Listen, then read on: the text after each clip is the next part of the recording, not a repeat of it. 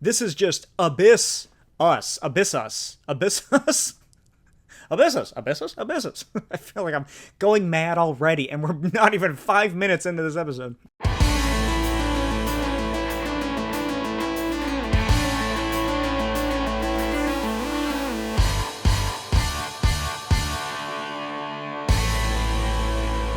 Hey everybody, Blake T. Wilde here, and welcome back to the Comic Shtick podcast, the podcast where comics are my shtick. This week, as you can tell from the title, I'm actually discussing more comic book related stuff. I don't know how long this episode's gonna be. Based on my notes, I don't think I have too much, so it might be on the shorter end. But hey, that's okay. It's not the size that matters, it's how you podcast it. So, without further ado, as my horribly pale face just gets ruined in this lighting. That's how pale I am, is that I blow out the camera when I get too close to the light. What was I saying? Oh yeah, this podcast, of course, is brought to you by my YouTube channel, Smokey's Comic Vault, as well as my Patreon, patreon.com/Smokey's videos, where you get early access to videos when available. There are What Is videos for the Ultimate Era available for months ahead. And it'll probably be wrapping up pretty soon, according to this list that I have right here of everything that I am going through.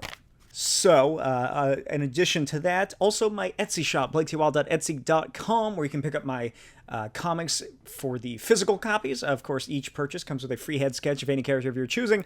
And if you're going to be in the Tucson, Phoenix, southeastern Arizona area at the end of August, I will be attending, once again, Tucson Comic Con. So stop on by, say hi. I'll probably make a post about it where my table's at once they provide that information, but I will be there yet again this year, and I hope to see some of y'all there as well. So getting right into things, absolutely ridiculous news, I think. Marvel confirms the end of 2099, aka The End 2099 by Steve Orlando, being replaced with Spider-Man 3099. That is very funny. I cannot believe that this is finally happening. I feel like this has been a joke that people have made about 2099 since it came out. So the End 2099 is going to be a 5-issue series titled as an event, apparently, launching December 25th from Steve Orlando and Ibram Robertson. Spider-Man 3099 debuts as Universe 2099, faces extinction by Abyssus. Abyssus. No, well, it's not Abyssus. Abyssus would make more sense, I think, for a name. This is just Abyss Us. Abyss Us. Abyssus. Abyssus. Abyssus. Abyssus. I feel like I'm going mad already, and we're not even 5 minutes into this episode. Which is, oh my god, I just realized what it is. Because when I make these notes for the episodes, I usually go to like comic book news related sites or like comic news that pops up on my Google feed or the subreddit comic books for stuff like this. And then I just kind of copy and paste everything that I think is interesting. So I don't really usually read most of this stuff through. So you're getting a first-hand experience, and what I just saw, I don't care for. Abyssus, a null-infected Galactus hybrid. So Null, it's Goop Suit Galactus, baby. Null has gotten to Galactus of 2099, which now that I think about it, I really don't know what Galactus in 2099 is like. I'm not a very knowledgeable person on the 2099 stuff. I never read the Spider-Man outside of like a handful of random issues here and there. I have a couple of them in my comic shelf. I have the 2099 Hulk, I think, where he's like an alligator man, and maybe a 2099 Doom, and maybe one more, I can't remember. But I guess Galactus is just kind of the same dude? Or is it a different person or something? Or has 2099 Galactus ever been revealed before this? Oh, and there's more. Mephisto wages the fate of 2099 in a war for survival, introducing a bold new era for the 2099 universe. Doesn't sound like it's going to be that big of an era if it's only 5 issues before it's done. Assuming this works, and 3099 is the success that Marvel wants it to be, is 2099 just never going to be a thing again? Like, or at least for the time being. Like, it's going to be like 3099 Marvel for the next 15 years until the stories run out, and then they're like, 4099! No, we gotta go back. Actually, yeah, no, they wouldn't do 4099, because that's ridiculous. They would go back to 2099. Here is the little description for it. With a new face of the future, Spider-Man 3099, and a new universe-ending force, Abyssus. A cross between Galactus and Null, who seems to have it out for the future. The fate of 2099, Marvel's iconic dystopian future, will be decided this December in The End 2099. A 5-issue limited series by returning 2099 creative team Steve Orlando and artist Ibram Roberson. Announced to retailers last week at San Diego Comic-Con, the saga will star iconic heroes who have shaped the 29 storytelling since it began over 30 years ago, as well as more recent 2099 breakout characters, blah, blah, blah. 2099 Deadpool, I think that's his daughter Ellie. I'm cool with her. In a war staged by Mephisto and the terrifying entity Abyssus, on a distant planet, the heroes of 2099 must fight for their very existence in a secret war against an army pulled from other alternate timelines, including familiar faces from legendary Marvel storylines. Their enemies will also hail from a newly emerging reality, the all-new 3099. Quote, as a devourer in black descends upon the world, a deal is struck with the devil. Literally. Mephisto's not the devil, he's a devil. As Mephisto bets the fate of 2099 in a brutal battle of survival, pitting the warriors of 2099 against fan-favorite characters from across the Marvel multiverse. Here we go! Age of Apocalypse Wolverine, Cyclops, and Marvel Girl. Age of Apocalypse Wolverine, Cyclops, and Marvel Girl from Chris Claremont and John Byrne's era of Uncanny X-Men? House of M's Wanda Maximoff? Each battling for their own universe's survival. It's hero against hero in this no-holds-barred war against extinction.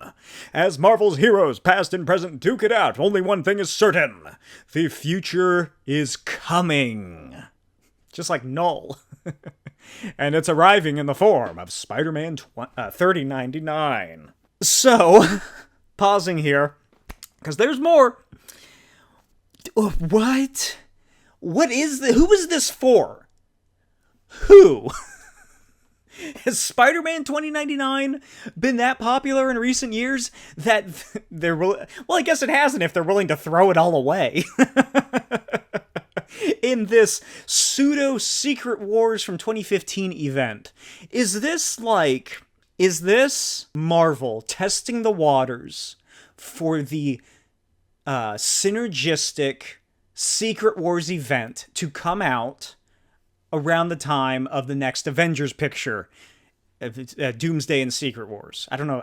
I suppose it would make sense to have that come out in between, if that's a thing that they're doing, which I bet it is, because they did Civil War too. But is that then like testing the waters with this, seeing like, oh, well, people like seeing Age of Apocalypse Wolverine and 70s Cyclops and Marvel Girl come back. In House of M Wanda. Remember her? Remember the alternate reality House of M Wanda Maximoff? A character I barely think we saw in those books. Or is this setting up a possible new Secret Wars synergistic tie-in to the movies? And this is the stepping stone to the next ultimate destination for the Marvel Universe, or something stupid. Because, as the article continues, every time the door to 2099 opens, it's not just an honor, it's an adventure, Orlando said. This is the one for it all, folks. With all existing 2099 timelines united into one, true, Universe 2099, the stakes are higher than ever when Abyssus, the Devourer in Black, comes to dinner.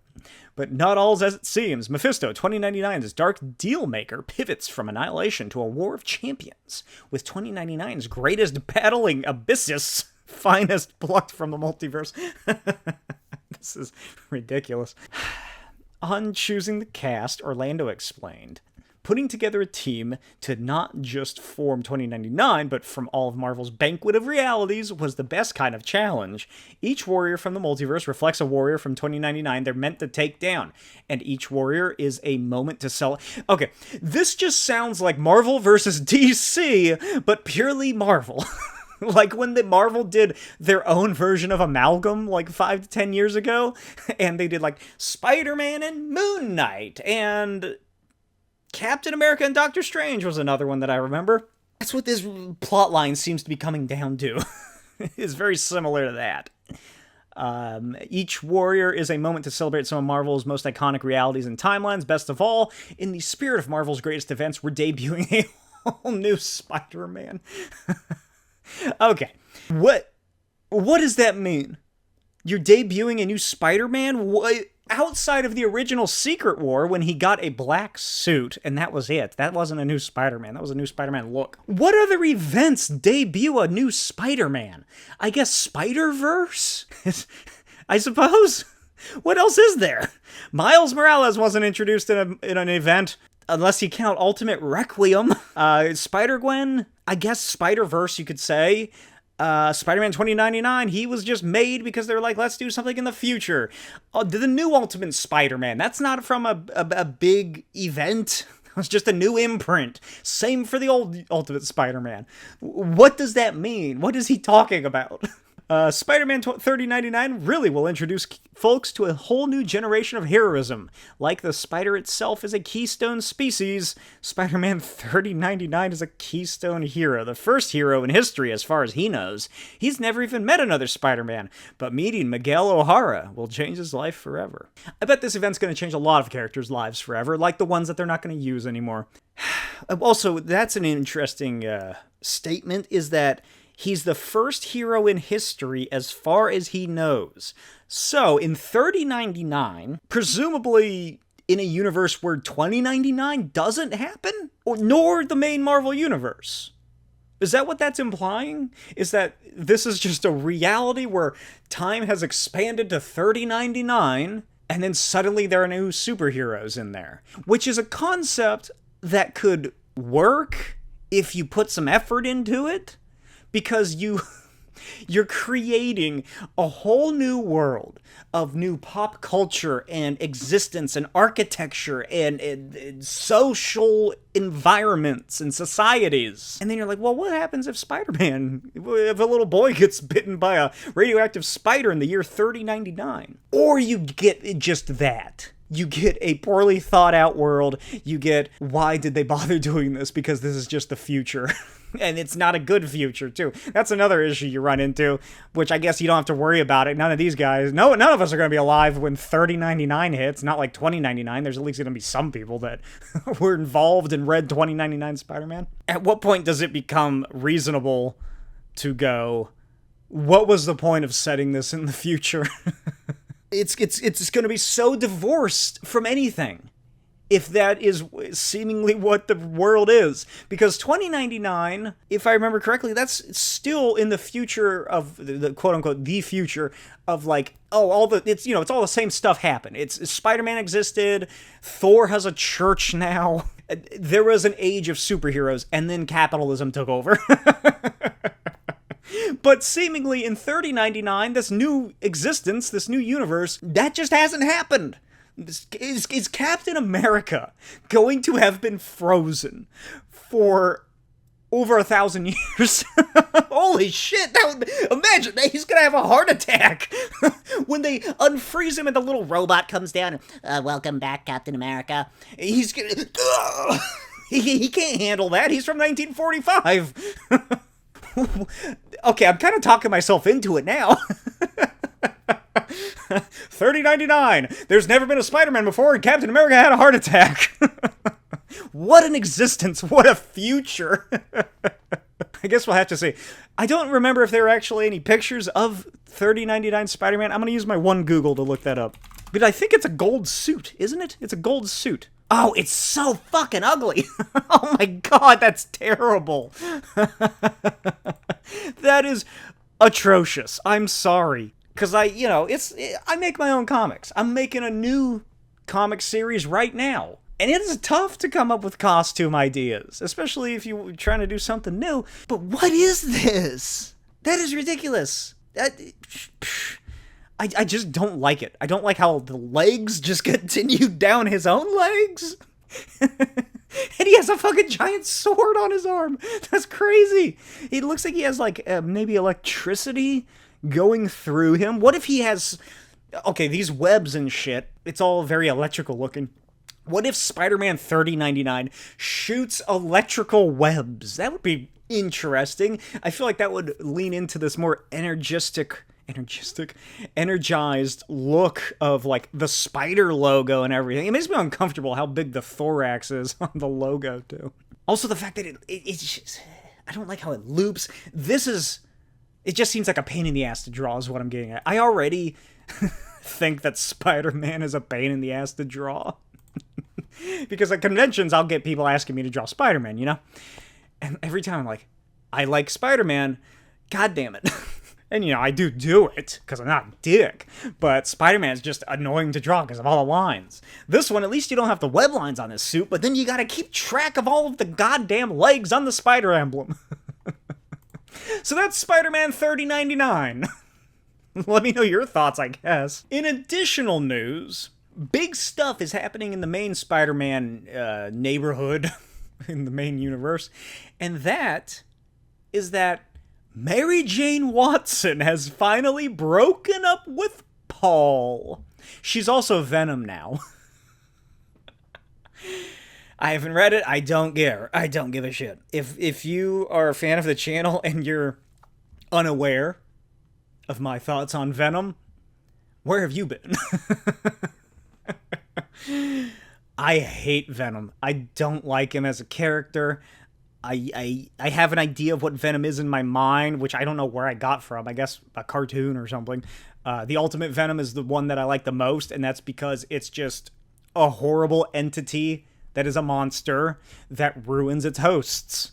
I do like Scorpion when he was Venom. We'll talk about that later, if I remember. But, yeah, I don't give a shit about Venom. I don't care that Mary Jane is now Venom for some reason, which is weird. It's odd that, you know, it's Al Ewing doing it, so it's obviously going to be good and entertaining and well done.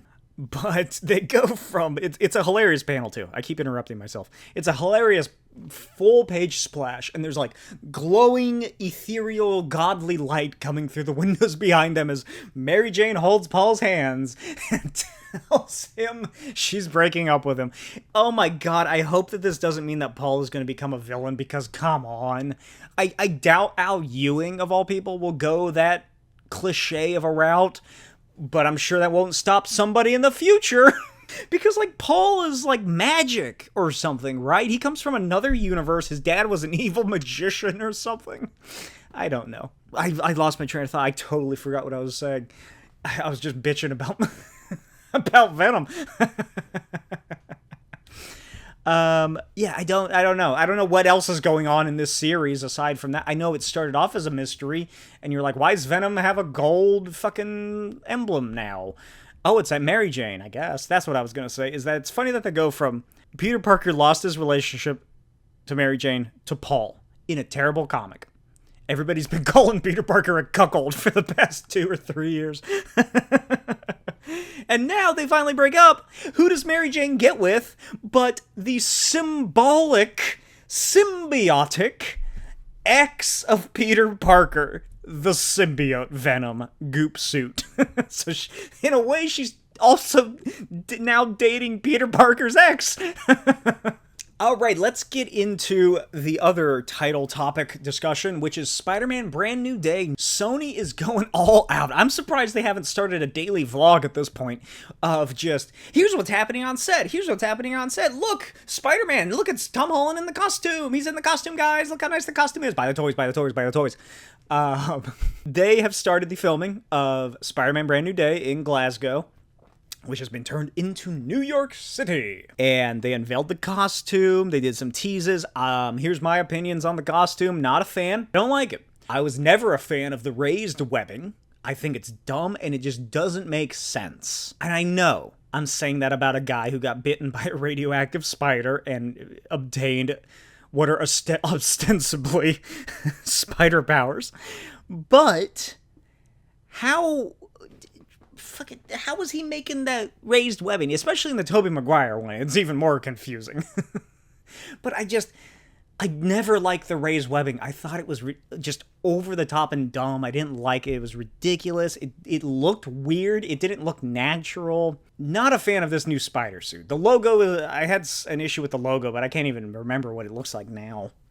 I'm not a fan. No, I don't dig it. I don't like it that much. Mark Ruffalo has been confirmed to be the Hulk, apparently, for Spider-Man 4, or at least heavily rumored, I should say. I don't know if it's fully confirmed, but seemingly it's about the Hulk is in some way involved. And, more importantly, Michael Mondo as the Scorpion, Mac Gargan. Finally back. We last saw him in No Way Home, where he tried to do, or not No Way Home, Homecoming, where he tried to do a weapons purchase on a ferry in New York, and then he gets arrested and horribly harmed in that attack.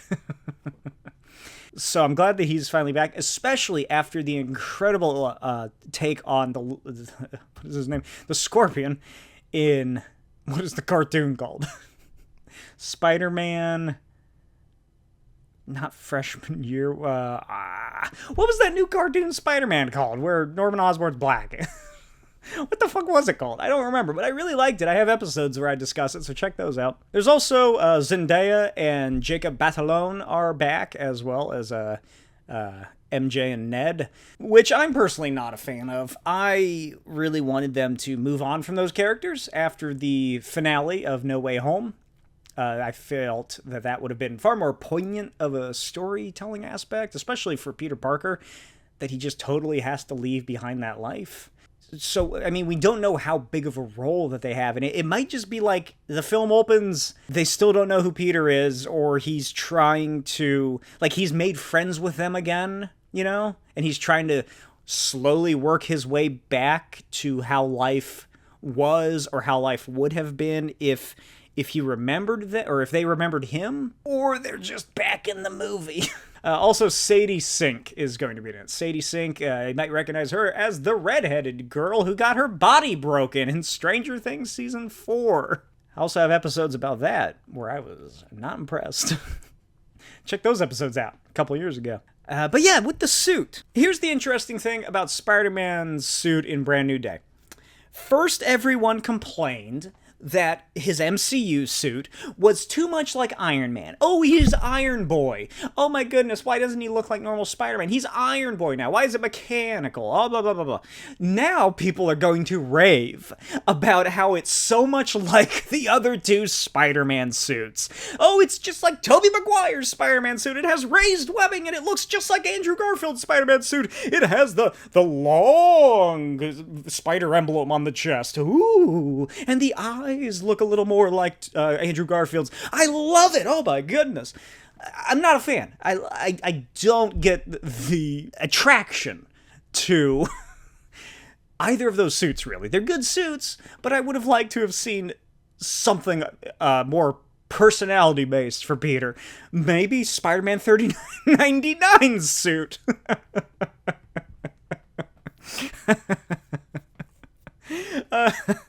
Okay, Mr. Negative and the Demon Gang are seemingly a part of this. Spoiler alert, by the way. So there's the footage that's going around from the early days of shooting, in which Spider-Man's riding after, or swinging after, a tank that is plummeting down New York City streets, and spray painted on the side, very tiny logo, is what would appear to be an MCU-ized Demon Gang emblem. Other people have also noted that it could be the Punisher, and it's based on when the Punisher was resurrected by the Hand recently, and because it kind of looks like the Punisher skull with the horns and the tusks and shit. But unless Punisher dies in his television special, that is going to be way too much for a general audience. So I think it's more than likely it's the Demon Gang, because my theory is that the Demon Gang, Mr. Negative, are involved in this film. The Hulk is involved. Peter has to stop the Hulk for some reason. Hulk's on a rampage. All of a sudden, Bruce Banner, this guy who's been in control of the Hulk for 8 to 10 years, I don't remember how long it's been in the timeline, suddenly he's evil or whatever. He's going manic.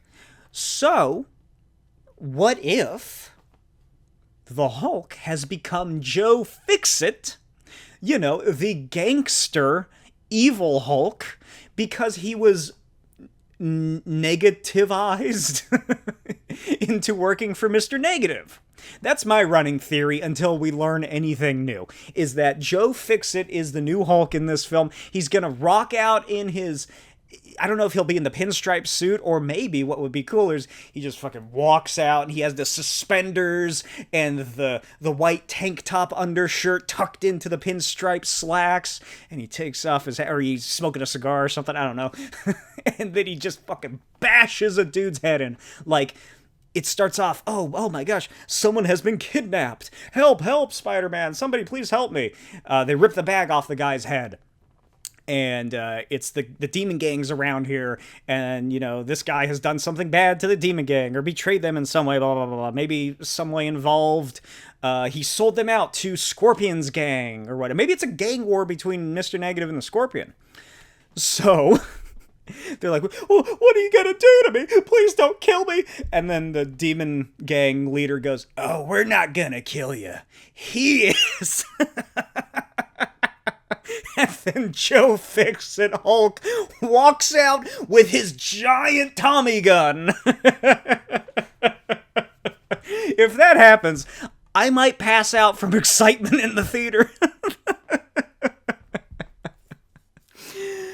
The other news is that, you know, Punisher's gonna be here. And the Punisher has the television special coming out from Disney Plus, which they're currently filming as well.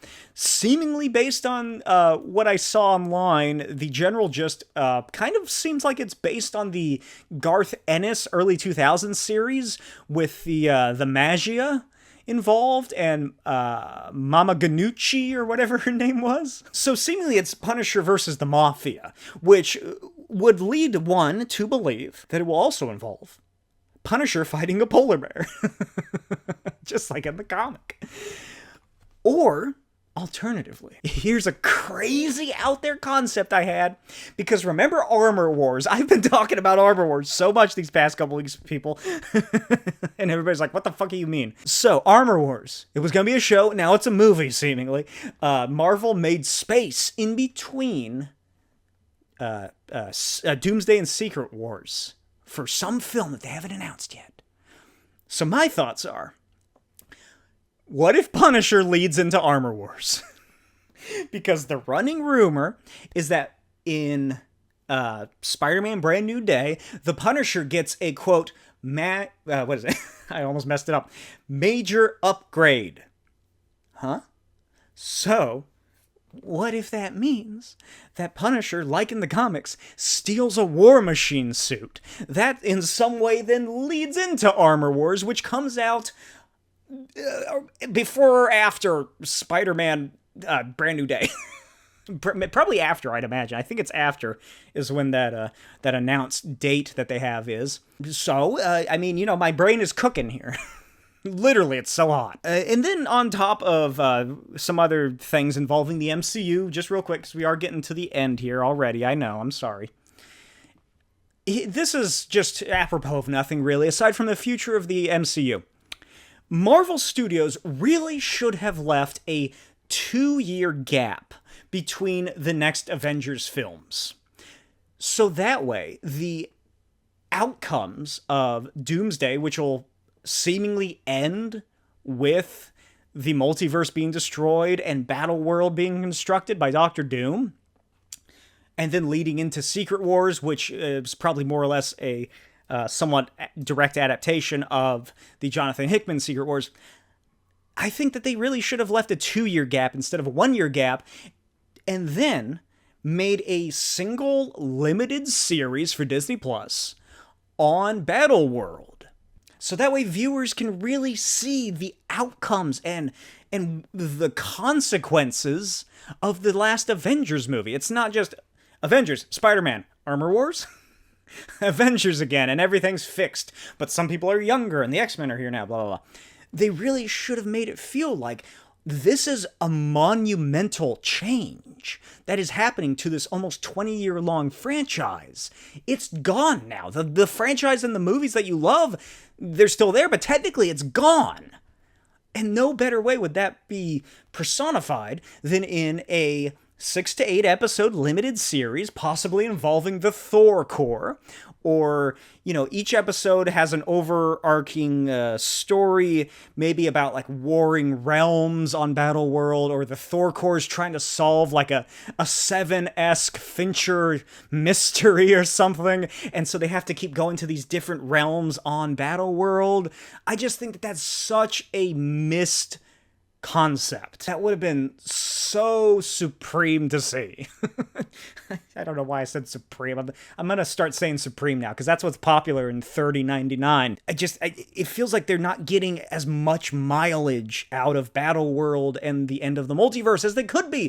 Kevin Feige, hire me, because I know storytelling. I can make you money, man. I'll make Blade. And finally, we move into news from the other side of the street, the Warner Brothers Discovery DC side of the street. And that is that James Gunn is, quote, sequel writing for Superman, but it's not Superman 2. He's quoted as saying, "This is the same movie. Superman has a major role. It's not Superman 2. So, my general thoughts are, is it What's So Funny About Truth, Justice, and the American Way, the adaptation of that? Could that work for a non-Superman 2 Superman sequel? Meaning, is this some kind of Superman versus the Elite, but now they can get away with actually using the Authority? Because if you're unfamiliar, What's So Funny About Truth, Justice, and the American Way is a comic from the early 2000s about a radical, dark, and edgy, and very violent superhero group. They're more anti-heroes, because anti-heroes were really popular. The writer, whose name escapes me currently, wanted to do, is it Joe Kelly or Loeb? It was around the Loeb-Kelly era of Superman, so it might have been one of them, or it might have been a third guy. They wanted to use the Authority, the Authority. But DC wouldn't let them, so they had to make their own version. That's where we get Manchester Black, Hat, whoever the other ones are. And they're called the Elite. There's a great animated adaptation of it called Superman vs. the Elite that came out about 10 years ago. I highly recommend checking that out if you haven't already. But we already have the Engineer. We just need a couple more. Midnighter, Apollo, the guy who doesn't wear shoes and can talk to cities. The flying one. And boom, we can have What's So Funny About Truth, Justice, and the American Way in the Authority movie. Don't know if it would, I doubt it would be called Superman versus the Authority. It might be, I don't know, maybe Superman and the Authority, like the recent Grant Morrison adaptation. Maybe it's an amalgamation of the two ideas. That would be really neat. I really enjoyed Superman and the Authority, although that isn't a later age Superman. That's quite an older Superman that is involved in that. But I think, I don't know, I just feel like that is kind of the crux that James Gunn might be working off of, is a story like that. Especially since they had the Authority slated, and James Gunn, like, pretty much let it slip that, like, oh yeah, I'm not working on The Authority anymore because something else really popped into mind. I mean, the writer of The Authority is now working on something else. He's a terrible liar. It's such a funny clip. Because then the interviewer just doesn't bring it up because they're like, oh, that's awkward. Then there's also, of course, more news, which is that James Gunn will write and direct the, quote, next installment in the Super Family at DC Studios after the success of Superman, says Warner Bros. Discovery CEO and human thumb David Zaslav. So what does that mean? What does that mean? Next installment in the Super Family? Does that imply a character related? It doesn't specify if it's a movie or not. Super Family is just kind of the general, it's like the Bat Family. Oh, it's all the characters related to this character. The Spider Family, the Bat Family, the Super Family. Jimmy Olsen Daily Planet show. James Gunn is probably writing and planning to direct the rumored Daily Planet Jimmy Olsen based TV show, I'd imagine. Otherwise, what else would it be? Superboy? Super Chimp? A Supergirl thing? I doubt it would be another Supergirl thing since they already got somebody doing that. Eradicator. Steel. I'd be okay with Steel coming in. That'd be cool. I think that might be James Gunn working on the I already forgot it. The Daily Planet. Did I say Daily Bugle? The Daily Planet TV show. Because what else has been rumored to be in the works? Super based.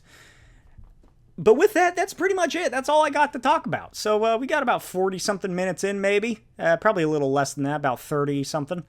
So let me know your thoughts on Spider-Man 3099 and what could possibly be in the 3099 universe.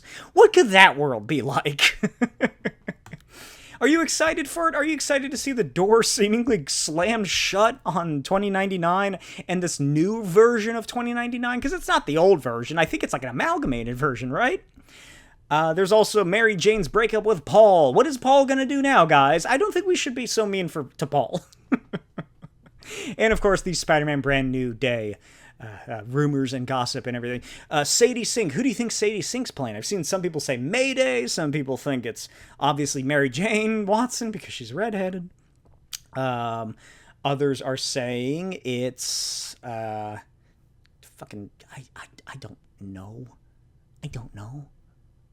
Lady Beetle? I don't know. And of course, the Superman DC film news. Let me know what you thought in the comments below. As always, check out my Patreon, patreon.com/Smokey's videos, where you can find early access to videos, all of my comics posted on there, along with my commentary and behind-the-scenes information, and more. And, of course, my Etsy shop, blaketywilde.etsy.com, to pick up the physical copies of my comics. Every purchase comes with a free head sketch of any character of your choosing. Check out my other podcasts, I Need Some Disney, where my Disney-obsessed wife and I discuss all things Disney. I also have a secondary gaming channel that I need to get back into now that we're all situated here in the new house, called Smokey's Save File, where I play through non-comic book related games pretty much. And I will see you all next time. I'll talk to you next time, where I'm finally going to discuss Savage Dragon, because I've had these notes sitting in my Google Drive for about a year and a half now. Bye!